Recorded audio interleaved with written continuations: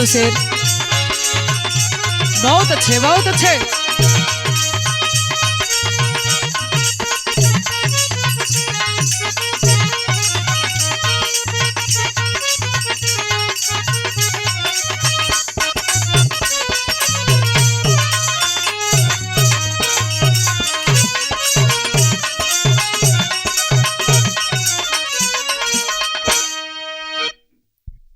आई भैया, एक बार पुनः आप सभी के बीच में एक ऐसा कांड, एक ऐसा बिरहा लेके उपस्थित हूं जो कि हमारे हिंदुस्तान में बहुत बड़ा संकट का बादल घिरा है। जिस देश की औकात नहीं है हमारे सामने खड़ा रहने की, वो आज हमें आंखें दिखाने का काम कर रहे हैं। अगर हमारे हिंदुस्तान से पानी रोक दिया जाए तो पानी के लिए तरस जाएंगे और पानी के लिए मर जाएंगे। अगर हमारे हिंदुस्तान का पानी छोड़ दिया जाए तो उस बाढ़ में बह के वो लोग मर जाएंगे। लेकिन आज वही लोग हमारे हिंदुस्तान के ऊपर, हमारे हिंदुस्तानियों पे अपनी बुरी नजर लगा के बैठे हैं। आप लोग पेपर, पत्रिका, सोशल मीडिया के माध्यम से सुने ही होंगे, जम्मू में बहुत ही दर्दनाक घटना घटी है। आतंकियों ने 28 लोगों को मौत के घाट उतार दिया। पहलगाम में ये कहानी कैसन बा, कहवा से बा, पूरी सच्चाई लेके हम बिरहा में उपस्थित बानी। आप लोग ये बिरहा के सुनिया और सच्चाई के जाने के कोशिश करिहा। 4 लाइन भूमिका में कवि जी के लिखे के पड़ल।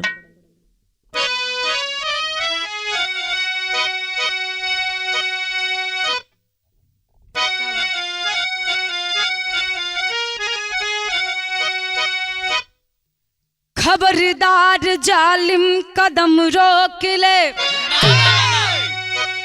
वरना मिटा देंगे दुनिया से नक्शा।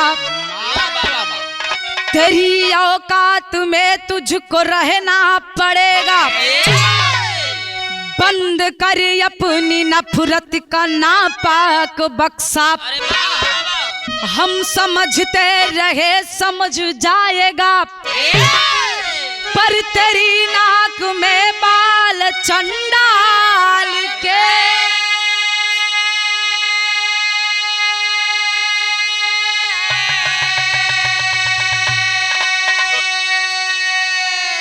ज्योति गया अब कसम खा रहे, तुझको घर भेजेंगे सीधे कंकाल के।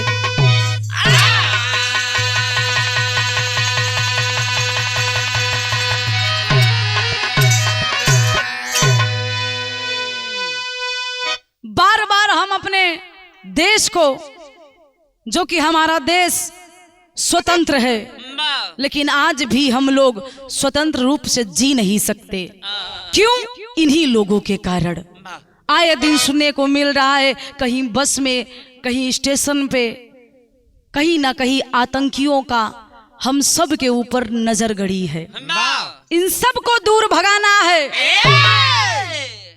बिरहा में गुरुजी एक लाइन गजल लिखत हो उनका।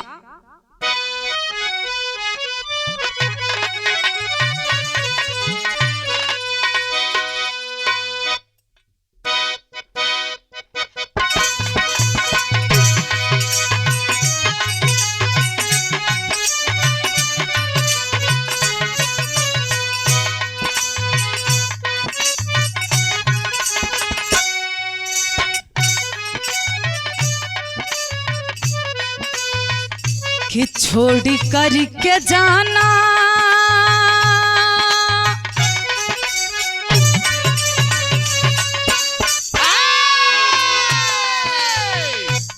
किसी ने किसी से कहा है, छोड़ करके जाना था तो जिंदगी में आए क्यों।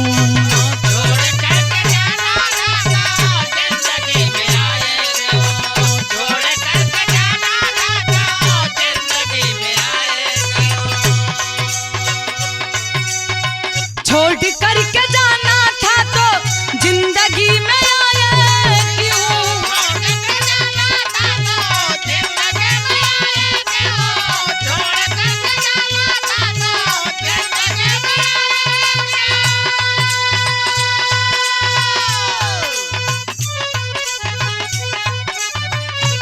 जिंदगी में आए क्यों।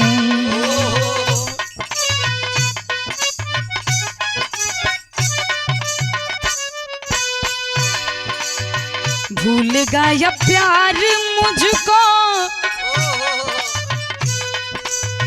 भूल गया प्यार मुझको, ऐसा तू रुलाया क्यों। भूल गया प्यार मेरा, ऐसा तू रुलाया क्यों।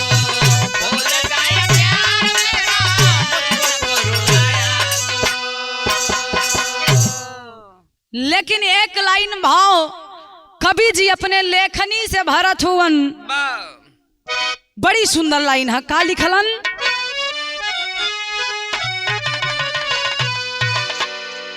कि पूछ ले जमाना,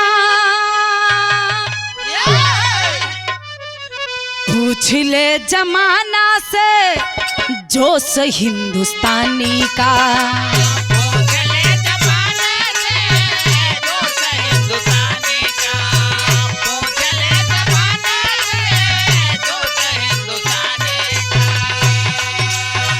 पूछ ले जमाना से जोश हिंदुस्तानी का। पूछ ले जमाना से जोश हिंदुस्तानी का।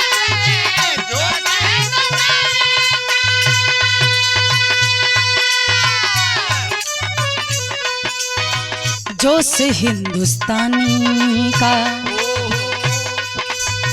दुनिया को पता है,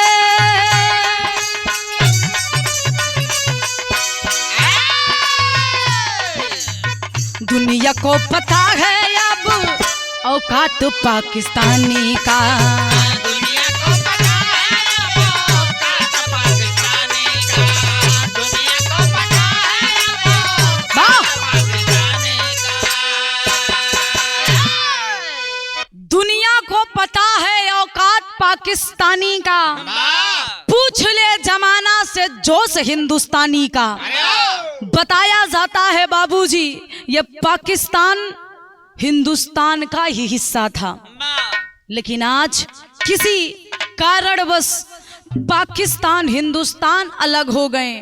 बंटवारे से लोगों का विकास होता है, लेकिन आज ये बंटवारा से विनाश होके चला था। लेकिन वो पाकिस्तानी लोगों से हमारे एक विनती बा कि अभी भी आप लोग रुक जाइए। कहानी के शुरुआत बागुरु जी बिरहा में शहर लगल।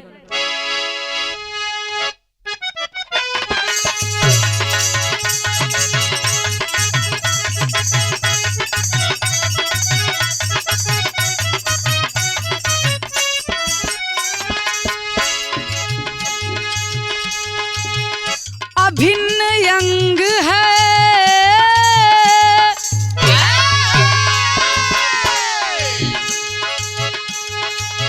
अभिन्न अंग है कश्मीर मेरे भारत का। अभिन्न अंग है कश्मीर मेरे भारत का, शिकार हो रहा है सदा तेरे स्वार्थ का।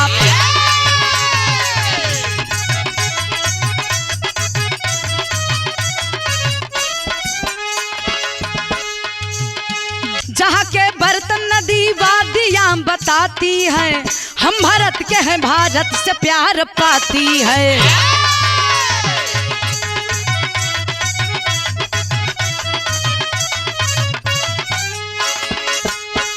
कि 22 अप्रैल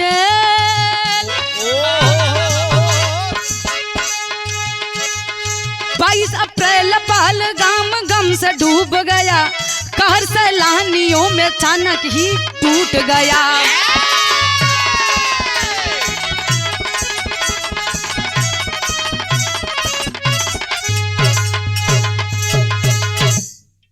अहे बाबू, बिरहा के सुनने वाले भाई बंधु, आप लोग गौर करिएगा।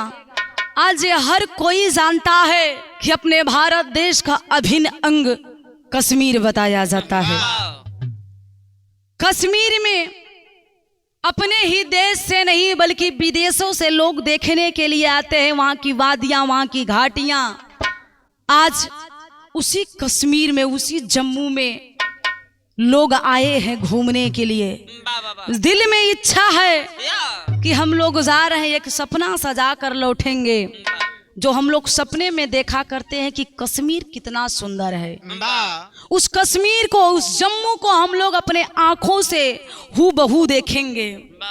लोग घर से चल रहे हैं, लेकिन किसी को क्या पता उस जगह जाने से जिसको हमने सपने में देखा था वो सपना सपना ही बन जाएगा। पहुंच गए हैं 22 अप्रैल का वो मनहूस दिन। उस जम्मू में पहलगाम में आए हुए सैलानी एक तरफ खुशियां मना रहे हैं, लेकिन अचानक उन्हीं खुशियों में मातम की घड़ी छा जाती है। कैसे और कब? कहानी के शुरुआत है बिरहा में एक लाइन तरजबा गुरुजी।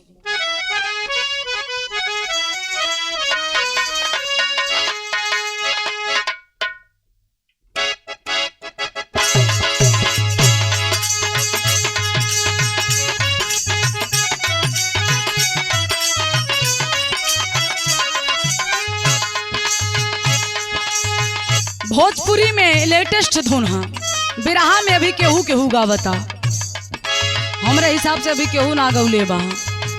कवि जी हमरे बड़ा चुन के लिखलन। कवन गीत बा? कहे लइका दिन रात राघताई कपरे पे चढ़ल,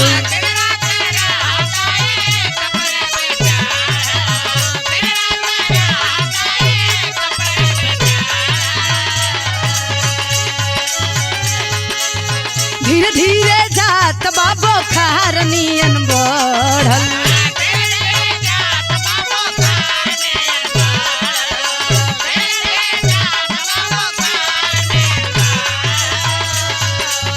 जहिया से तोहा के देखले बानी, जहिया से तोहा के देखले बानी, मन कुछ करे के करत नहीं के।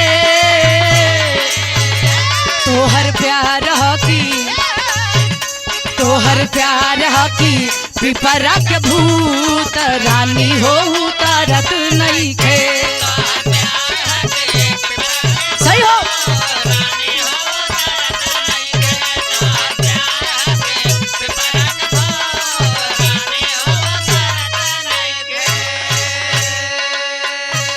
लेकिन आप लोग सुनिए इस बिरहा को। आज पहलगाम में घूम रहे जितने भी सैलानी आए थे, सब लोग अपने अपने जोड़ा से, कोई अपने पूरी फैमिली के साथ आए हैं। किसी को अंदाजा भी नहीं है कि हम लोगों के साथ एक हादसा होने वाला है। वहां के लोगों के द्वारा बताया गया 5 लोग आते हैं फौजी की वर्दी में, फौजी की वर्दी में आते हैं और जितने भी सैलानी थे एक सवाल करते हैं, क्या?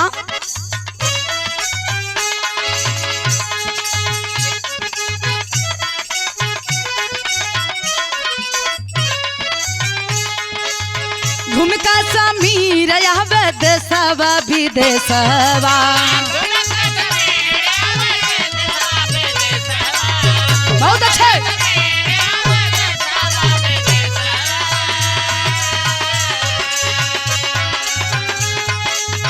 पाका ही धरती के ऐसन बा भेसवा,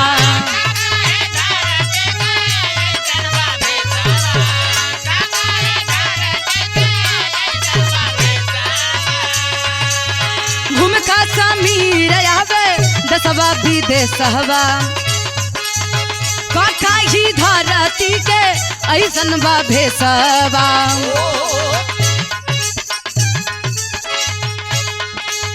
बार बार देखे जार बार देखे, देखल समानवा भरत नहीं। जहाँ के सरक्रिया, जहाँ के सरक्रिया ऐसन फूल अबूरी कहीं नहीं।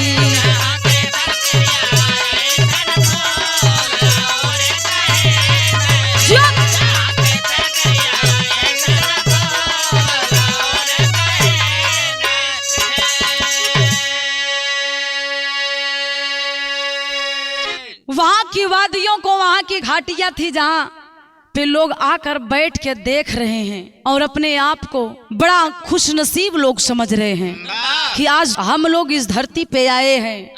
कोई फोटो ले रहा, कोई सेल्फी ले रहा है, सब अपनी जिंदगी में मस्त है बाबूजी, लेकिन किसी को क्या अंदाजा नहीं है कि हम लोगों के साथ होने वाला क्या है। विचार कर रहे हैं सब लोग और वहां की तारीफ करने से कोई थक नहीं रहा है। आगे होखत का बाबू।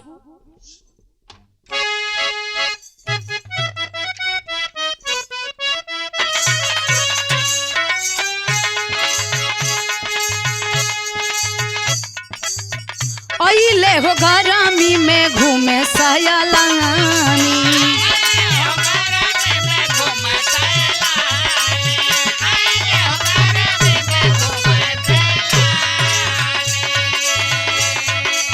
बहुत अच्छे खेल ले झिझिरिया परहिया जवानी,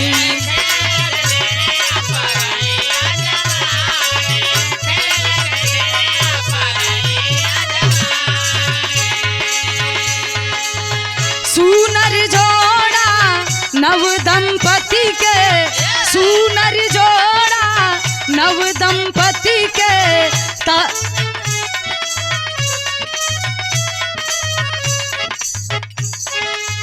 सुनर जोड़ा नव दंपति के प्यार के तरैया डूबत नाही, जहाँ के सर किया जहाँ के सर क्रिया के बाव फूल उरी कहीं नहीं,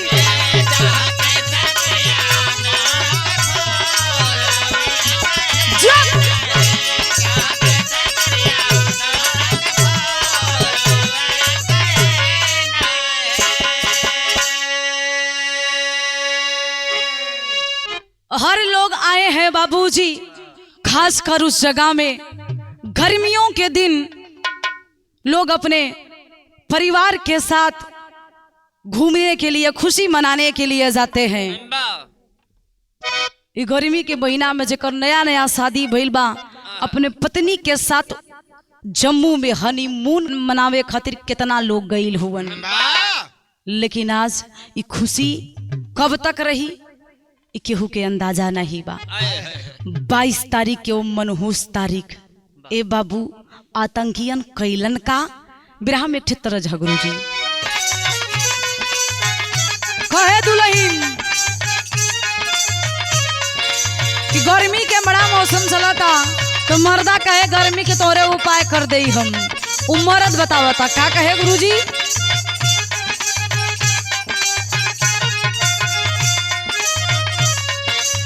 बेनिया डोला दिया वा गरमी हो भागी,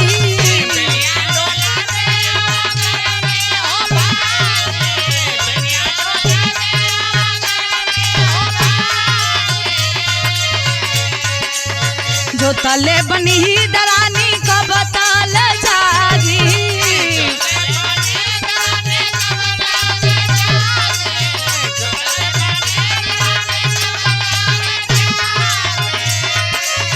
बेनिया डोला दिया वा गरमी हो भागी, जो तले बनी दरानी को बताल जागी। तब मेरा रुका है छत पे चलिए बोलाम जी, हवा झूर झूर लागी,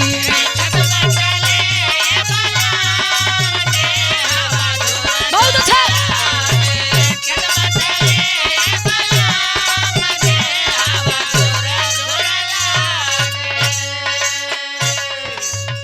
लेकिन ये 22 अप्रैल उन सैलानियों के ऊपर कहर ढरता है। कैसे?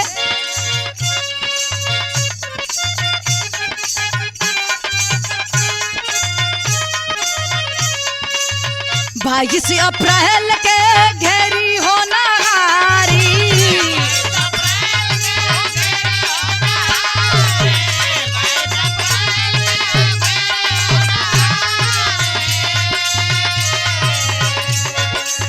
घेरे घर रास्ता के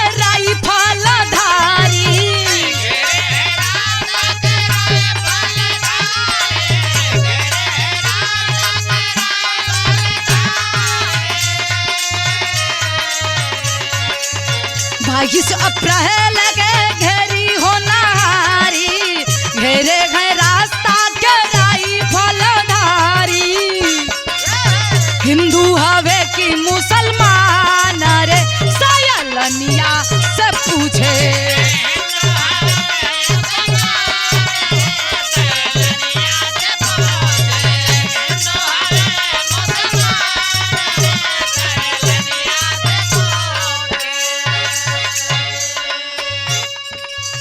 जल्दी बताओ पहचान रे, सयलनिया से पूछे।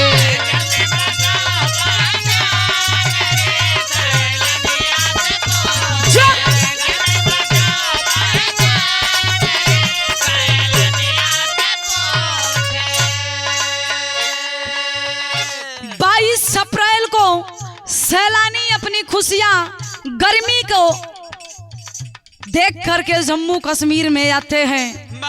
वहां की हवाएं एसी से कम नहीं होती हैं। ठंडी और शुद्ध हवाओं को महसूस करने के लिए, वहां के घाटियां, वहां की दृश्य को देखने के लिए लोग आते हैं। लेकिन 22 अप्रैल के दिन 5 आतंकवादी आते हैं और हाथ में AK-47 लिए हुए हैं बाबूजी, वो भी फौजी के वर्दी में। वहां के सैलानियों को लगा कि हम लोगों के सुरक्षा के लिए यहाँ के सुरक्षा कर्मी हैं। लेकिन आते ही वो 5 लोग एक सवाल करते हैं कि आप हिंदू हो कि आप मुसलमान हो। लोग सोच में पड़ जाते हैं कि ये कैसा सवाल है। अगर हम हिंदू हैं, हम मुसलमान हैं, तो यहाँ पूछने का मतलब क्या है। लेकिन ए बाबू, आज एक से 5 आतंकवादियां सवाल करत हुवन, आतंकवादी कि हिंदू हुआ कि मुसलमान। अब पूछला के बाद कैलन का गुरुजी,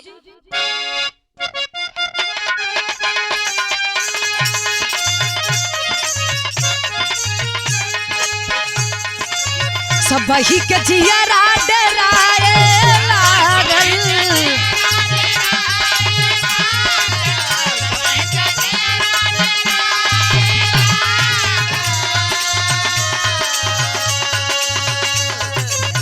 भले त गोली उधिराए लागल।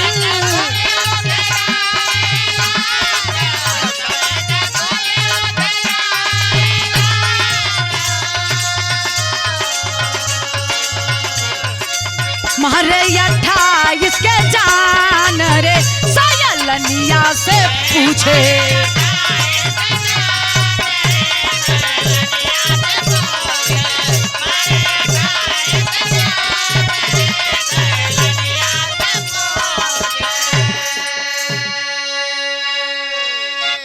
ए बाबू, हर कोई से सवाल जवाब ये 5 आतंकवादी करते हैं, फौजी के वर्दी में हैं।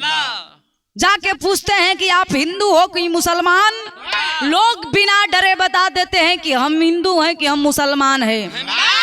आज हिंदू बा ये बाबू तुरंते ही गोलिया से शरीरिया छलनी कर देलन पापियन। आज मुसलमान रहल ओके छोड़लन। लेकिन ए बाबू धीरे धीरे ऐसे ही 28 लाश बिछा देलन जम्मू की धरती पे। ए बाबू, हर कोई के दिल में डर बा। लेकिन बाहर पापी पाजी मरलन के मात्र हिंदू के। जे डर के मारे कह दे कि हम मुसलमान बानी, तो ओकर परीक्षा लेत रहलन। वो कैसे? ओकर परीक्षा लेत रहलन कलमा पढ़ा के।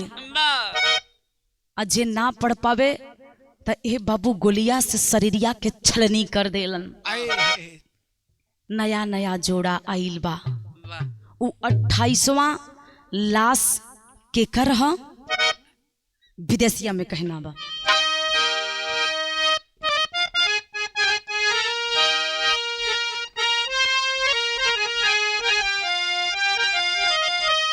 कि कही के बियाह अपने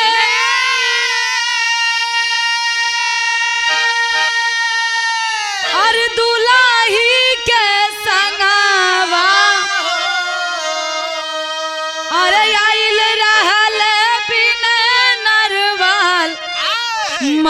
वे हनीमून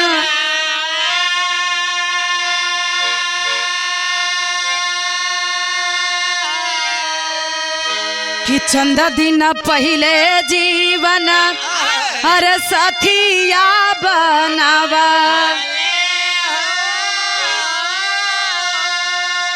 और मना में घुलता रहे हर प्यार वाला चुन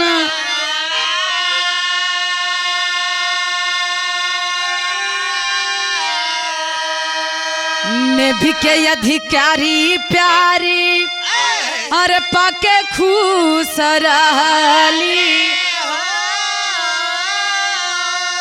हर मांगी में सिनुरा दह के माथे पर बुना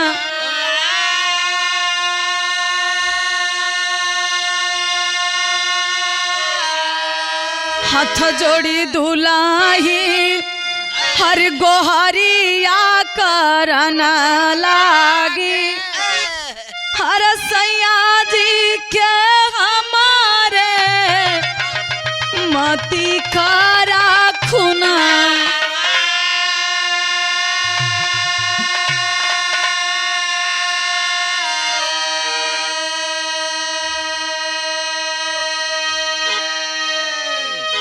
ए बाबू वही जगह 3 साल पहले नेवी में भर्ती हुआ जवान जिसका नाम बताया जाता है विनय नरवाल पत्नी जो चंद दिनों में ही शादी हुई थी मात्र 16 अप्रैल को शादी हुई और 16 अप्रैल को शादी 19 तारीख को रिसेप्शन और 21 तारीख को ये लोग हनीमून के लिए निकले हैं ए बाबू 5-6 दिन बियाहवा के भइला विनय अपनी पत्नी हिमांशी के साथ में हनीमून मनाने के लिए आज जम्मू आया है खुशी अपार बा ए बाबू लेकिन जौने समय 5 आतंकियन पूछत रहलन के हिंदू बा के मुसलमान हिमांशी के वो दहकत सिंदूर और हाथे में चूड़ा देख के समझ गए ये हो ना हो ये हिंदुस्तानी है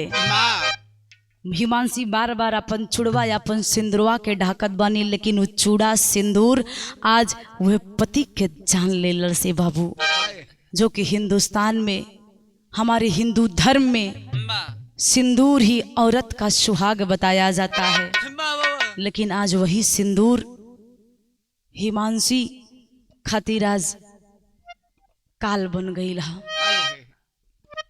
आज 5 आतंकियन जब देखलन तो वो समझ गईलन कि हो न हो ये हिंदू है जाके विनय नरवाल के सीने में बाबूजी गोली उतार देते हैं AK-47 का 3 गोली मरले होवन पहली गोली गर्दन में दूसर का सीना में और तीसर का जाके खींच के पीछे से मरलन बाबू दाहिने साइड गर्दन में लगल बा और जब गर्दनवा में लगल ए बंचो बिना जमीन पे गिर गई हुवन यार हिमांशी रो रो के सबसे गुहार करत बानी केहू हमरे पति के जान के बचाला केहू हमार मदद कर दा लेकिन बाबू वहां सुने वाला केहू ना रहल जब हिमांशी समझ गई कि अब कोई बचाने वाला नहीं है उन आतंकियों के पैर पे गिर के कहती है कि भैया ए भैया आप हमरे सुहाग के उजाड़ देला निवेदन बाकी हमरो जनवा लेला लेकिन बारे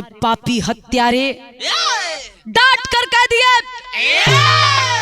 कि जाओ मैं तुम्हें नहीं मारता जाके अपने मोदी जी से बता देना कि हम लोगों ने तुम्हारे हिंदुओं को मार के खत्म कर दिया ए बाबू आज हिमांशी जमीन पे बैठ के रोवत है कोनो उपाय नहीं लागत बा सोची है आप लोग जेकर 5 दिन शादी के भइल हुई 5वें दिन सुहाग गुजर जाई वो लड़की पे का बीती लसिया के ले के अपने गोदी में आज हिमांशी रोवत बाड़ी कैसे गुरुजी विरह में एक तरह जाओ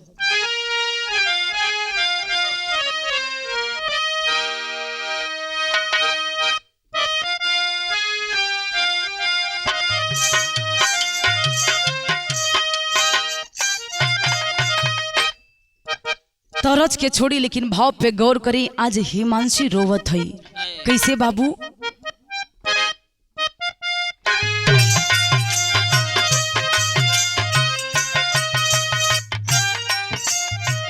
ये हिमांशी बयान दे रही है उस समय जब ये 5 आतंकवादी फायरिंग करने चल रहे थे, तो ये जाके रो रही थी और रो रो के वो 5 से एक ठे बात कहलिन। का कहलिन भैया?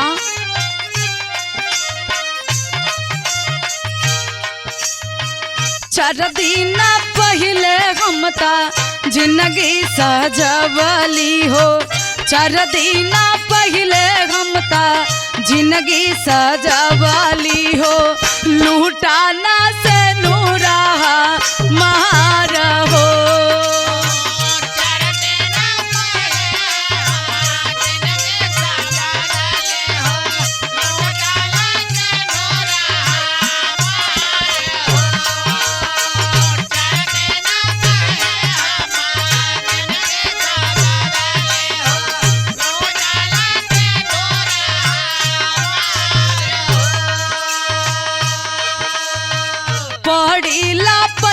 भैया जाना बहिनिया अपन, पहाड़ी ला पैया भैया जाना बहिनिया अपन, गलती कवाना बहा महार हो।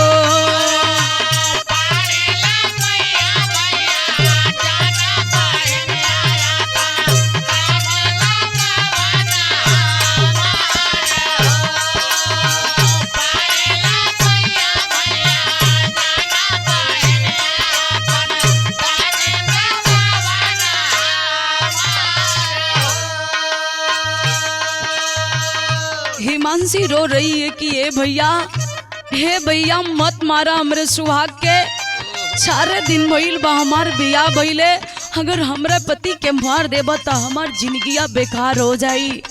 हम तोहार एगो छोट बहन जैसन बानी, अपने बहिनी के सुहाग मत उजाड़ा। लेकिन ये पापी हत्यारे समझने के लिए तैयार नहीं है बाबूजी। आज हिमांशी के पति विनय के सीने में गोली उतार देते हैं। जब गोलियां लगल बे बाबू, हिमांशी रोवत बानी कि कौन मुंह लेके जाई।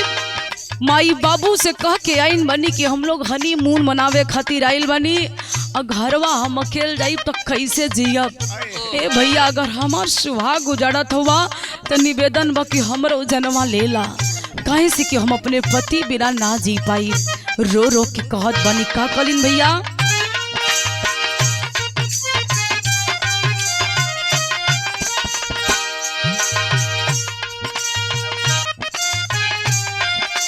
आज अखिया में आंसू बा, करेजा लागत कि मुंह के आ जाइए बाबू। रोवत बनी गुहार लगावत है। कहलिन मम्मी या पापा पूछ है कौन देव जा बाबा हो, मम्मी या पापा पूछ है कौन देव जा बाबा हो, अगर कहत बानी मोरा भाई हो।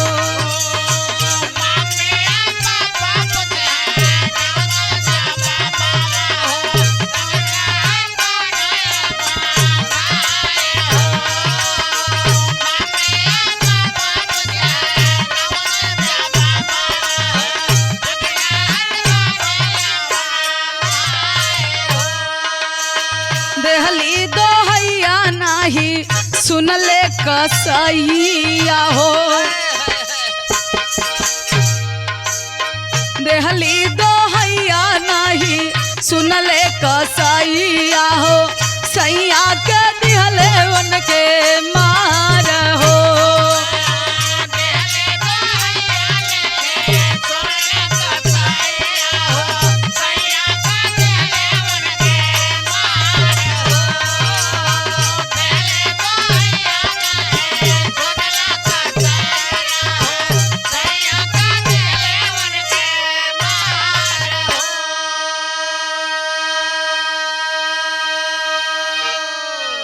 हिमांशी रो रही है, हिम्मत मारी है मेरे पति को।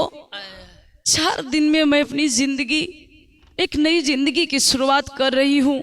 ए बाबू, एक लड़की की शादी होती वो कितने दिन से सपना सजाती है और 4 ही दिन में सुहाग उजड़ जाई। वो बेचारी पे का बीती।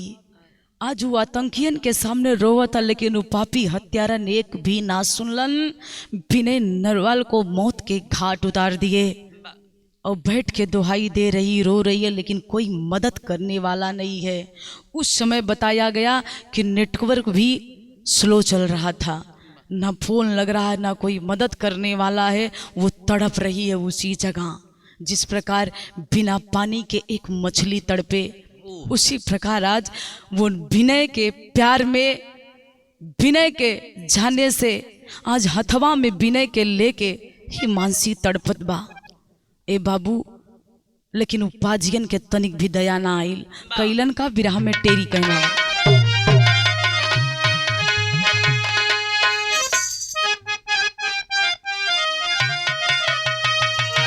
अरे मौसम का सावन फीका पड़ गया, हे भैया मौसम का सावन फीका पड़ गया। तो मेहंदी सनल महावर लगा खून का टीका, यर हो टीका, यर हो टीका। मेहंदी सनल महावर लगा खून का टीका, मौसम का सावन फीका पड़ गया। आज एक सुहाग ये विनय नरवाल के साथ ही नहीं, बल्कि वहाँ पे कितने लोग हनीमून मनाने के लिए अपना नया नया जोड़ा लेके आए थे। आज जितना हिंदू रहलन, सबके जोड़वा अलग हो गई। हर कोई तड़पत बा, अपन अपन पति के लाश के लेके वहाँ बैठल है। 28 लाश बिछावल हुवन, जौने में कि बतावल गई 10 लोग घायल रहलन। लेकिन वहाँ के स्थिति रहल काल। आज या हिमांशु रोवता सोचत बा कैसे गुरुजी। एक लाइन तरज है कि हथवा धरा के हाथ छोड़ी गईला, अरे जिंदगी में यगिया लागल रे, भइल नवधा दुल्हनिया पागल रे, भइल नवधा दुल्हनिया पागल रे,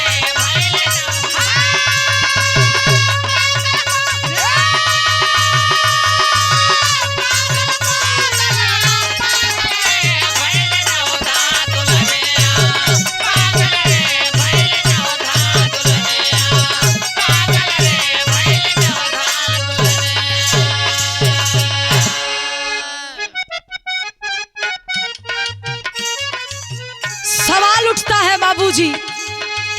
आज नया जोड़ा बिछड़ल है। हिमांशु रो रही अपने पति के लिए, लेकिन बारे शेरनी पति के लाश के हाथे में ले ले ही, लेकिन एक सवाल कैले बानी। कौन सवाल है?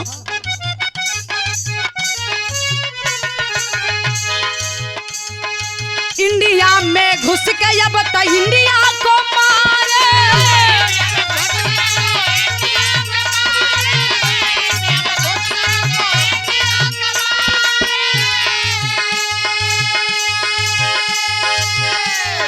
खड़ा है सवाल सरकार के दुआरे,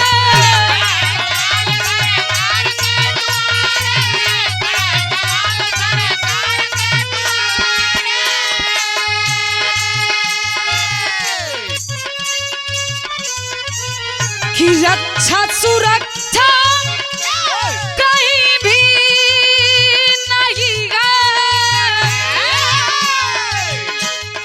रक्षा सुरक्षा कहीं भी नहीं है,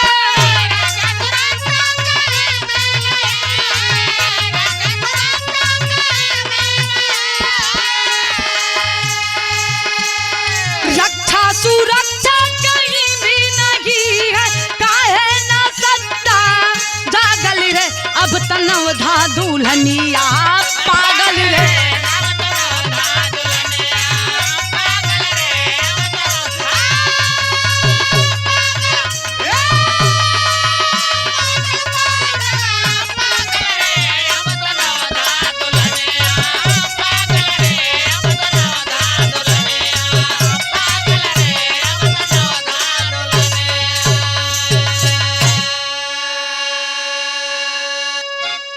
ए भैया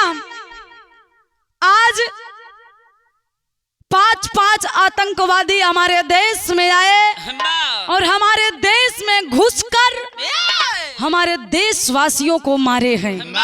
28 एक ही दिन में लाशें बिछी हैं।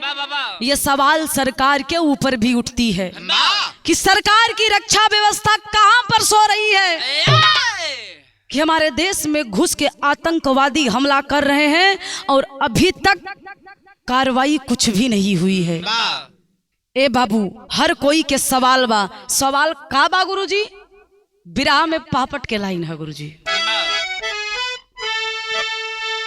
अरे सरोवर है खून से केसर क्यारी भारी के आखिर। अरे सरोवर है खून से केसर क्यारी भारी के आखिर। तो छन में लसिया जवन गई पसारी भारी के आखिर।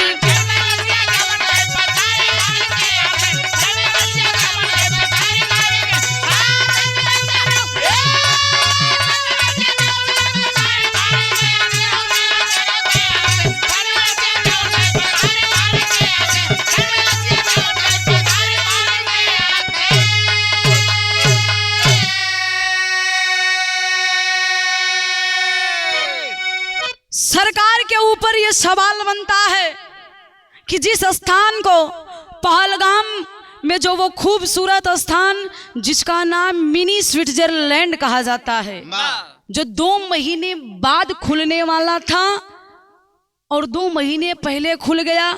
सैलानियों को पता है, जम्मू के लोगों को पता है, आतंकवादियों को पता चल गया है और सरकार के कानों तक खबर नहीं पहुंचा कि वो स्थान खुल गया। सवाल उठता है बाबूजी, लेकिन लिखे के पड़ल का। अरे 56 इंच के सीने कितनी लाश दफनाओ।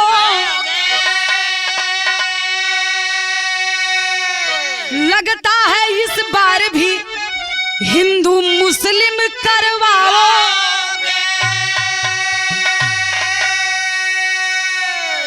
अरे जो लोग कहते हैं कि 56 इंच का सीना है, उस 56 इंच के सीने में कितने लाश दफनाई जाएंगी?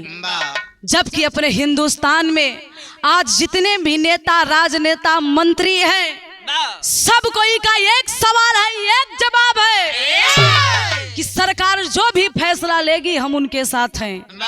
फिर भी आज ये सरकार फैसला क्यों नहीं ले पा रही कि हमको करना क्या है, और पाकिस्तान वालों को मुंह तोड़ जवाब क्यों नहीं दे पा रही है? वो 28 लाशें जो बिछी हैं, उनका बदला क्यों नहीं लिया जा रहा है? ये मुझे, मेरी तरफ से सरकार से निवेदन है कि जल्द से जल्द इस पर फैसला होना चाहिए। आपके हाथ में सब कुछ है, फिर भी आप अपने हाथ को बांधे हैं क्यों? ये सवाल उठता है। बिरहा में आल्हा के लाइन है गुरुजी।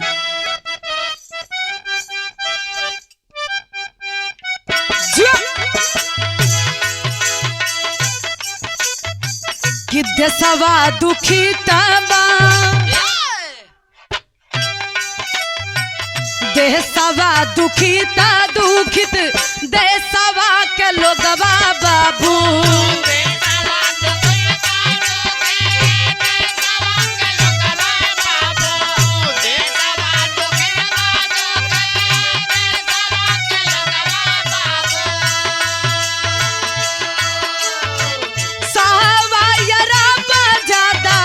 आबादी रोवता,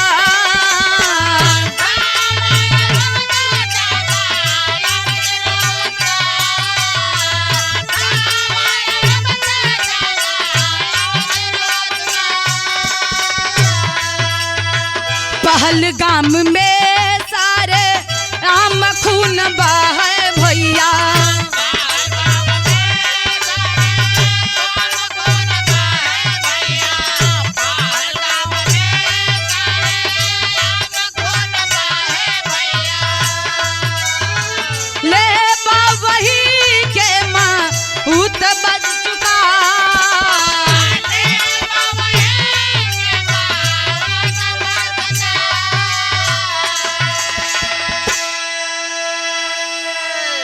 ए बाबू, आज पूरा हिंदुस्तान एक ही रट लगाया है कि जितना जल्दी हो सके पाकिस्तान के अंदर चाहे बमबारी करिए, कुछ भी करिए, आज हर लोगों का एक ही सवाल है कि जितना जल्दी हो सके फैसला होना चाहिए, फैसला अनस्पॉट होना चाहिए। मौत के बदले मौत, खून के बदले खून, पाकिस्तान के अंदर घुस के बमबारी होनी चाहिए। लेकिन गुरुजी आल्हा बदल गई।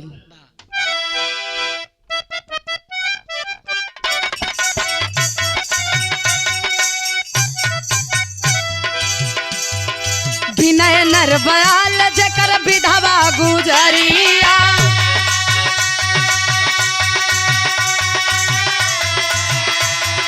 दिहली बयान सुन के देखा गारमा,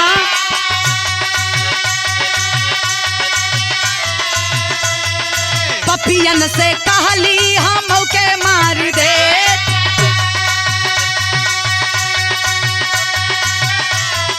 कहले का मार बना ही देना मोदी,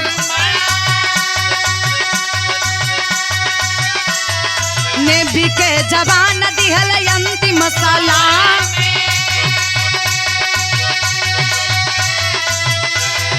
माई बाबू रोवे अपन हीरवा गवा,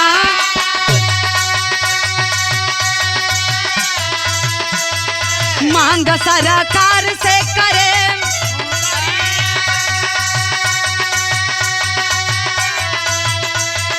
जे भी दुनिया के जरौले बा,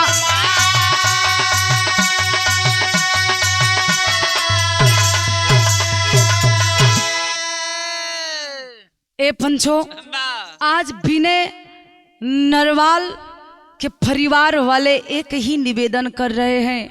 वो विधवा पत्नी गुहार लगा रही है सरकार से कि जिन आतंकवादियों ने मेरे मुंह पे तमाचा मार के गया, वो सीधे मुख से कहा कि मैं तुम्हें नहीं मारूंगा, जाके अपने मोदी जी से बता देना। अरे कहाँ है हमारी सरकार, कहाँ सो रहे हमारे प्रधानमंत्री? ए बाबू, आज विनय नरवाल के परिवार वाले सरकार से निवेदन कर रहे हैं कि जिन्होंने मेरे परिवार की खुशियों को आग लगाया है। बताया जाता है कि बाबूजी विनय अपने परिवार का इकलौता बेटा था, अंतिम चिराग था, वो भी चिराग इन पाजियों ने, इन पापियों ने बुझा दिया। वो परिवार विनती कर रहा है सरकार से, मोदी जी से, कि इन पापियों को, पाकिस्तानियों को पाकिस्तान में घुसकर मुंह तोड़ जवाब देना है। ए भैया, हर कोई के मांग बा, विनती बा कि जो न हमनी खातिर होत बा, हमनी लोगन के बीच में होता, ई ना होके के चाहिए। अरे पाकिस्तान के कितनी बड़ी औकात कि हमारे हिंदुस्तान में घुस के हमनी के ऊपर वार करे। निवेदन बा सरकार से। और विनय नरवाल को नेवी के जवान अंतिम सलामी देके दाह संस्कार कर दिए। आज वो पूरा परिवार दुखित है। लेकिन आगे कवि जी के खड़ी में लिखे के पड़ल का,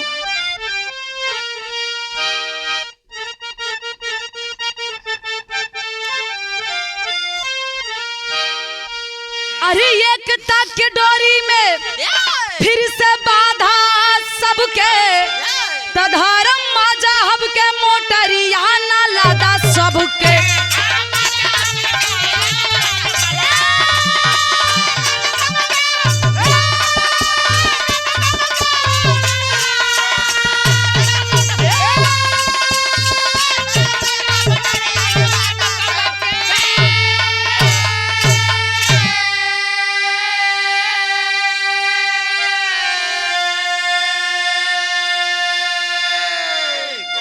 अभी तक हमारे हिंदुस्तान की सरकार ने फैसला ले चुकी है कि पाकिस्तान के अंदर जो पानी भेजा जा रहा था वो पानी बंद कर दिया गया।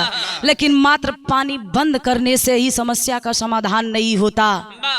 उन भिखारियों को तिल तिल कर मारो, तभी उनको अपनी औकात का अंदाजा लगेगा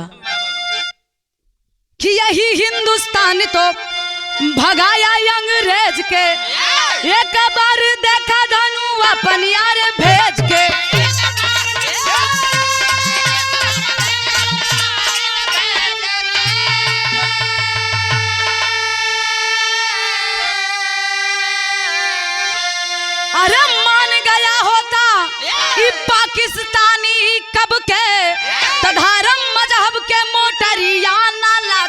बाबू।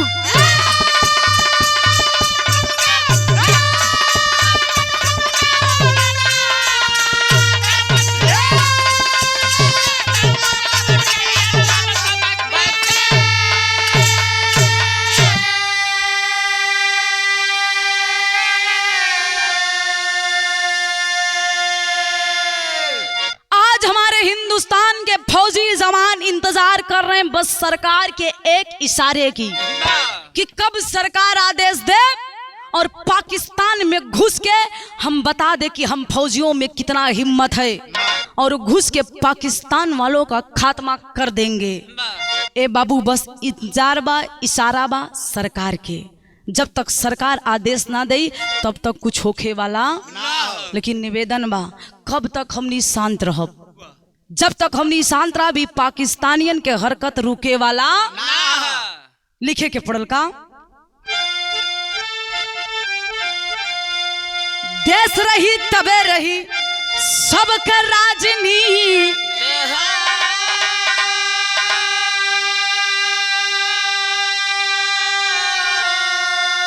अरे मिली जुल के गावा फिर से क्रांति वाली गीती।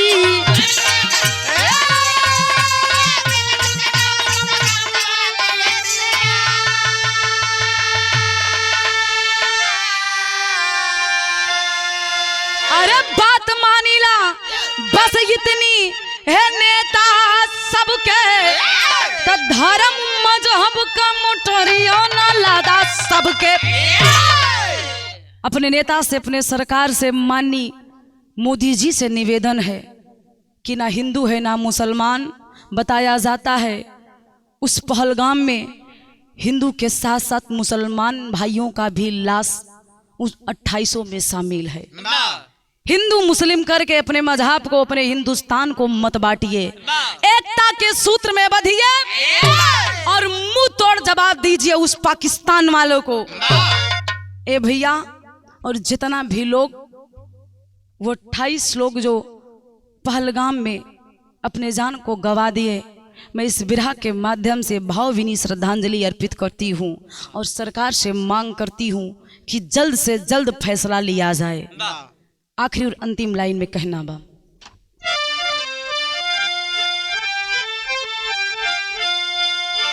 गुरु बिहारी गुरु गणेश दुख में है भारत,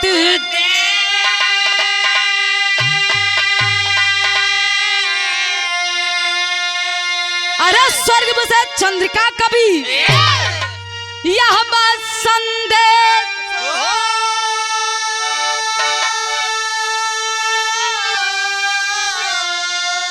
अरे मौसम का सावन फीका पड़ गया, तो ज्योति गया कभी ना मिले कर्म का लेखा। मौसम का सावन फीका पड़ गया,